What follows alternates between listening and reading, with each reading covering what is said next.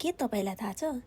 जगबिना नै नदीको किनार छेउमा एउटा यस्तो मन्दिर छ जुन 9 रोपनी क्षेत्रफलभित्र फैलिएको र एउटै विशाल ढुङ्गा र चक्रशिलामाथि निर्माण गरिएको छ। हो, म्याग्दी जिल्लाको बेनीमा अवस्थित गलेश्वर धाम अर्थात् गलेश्वर महादेवको बारेमा। यसलाई नेपालको दोस्रो पशुपतिनाथको रूपमा पनि चिनिन्छ। ल अब जानौँ है त गलेश्वर नाम कसरी रहन गयो भन्ने बारेमा। हिन्दू धर्मग्रन्थ स्वस्तानी व्रतकथा र स्कन्द पुराणका अनुसार महादेवले सतीदेवीको मृत शरीर बोकेर ब्रह्माण्ड घुम्ने क्रममा यसै स्थानमा सतीदेवीको गला खसेको थियो।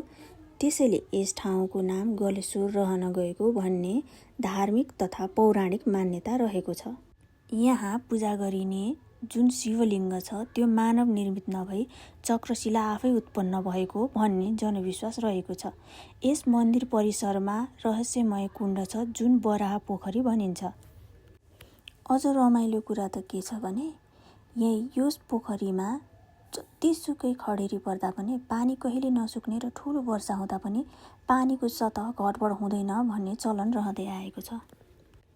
यस स्थानलाई पौराणिक कालमा पुलस्त्य पुलाह कपिलमुनि जस्ता महान ऋषिहरूको तपस्याको गरेको स्थल तपोभूमि भनेर पनि चिनिने गरिएको छ। यस मन्दिरमा विशेष गरी महाशिवरात्रि, बाला चतुर्दशी र साउनमा निकै ठुलो मेला लाग्दछ।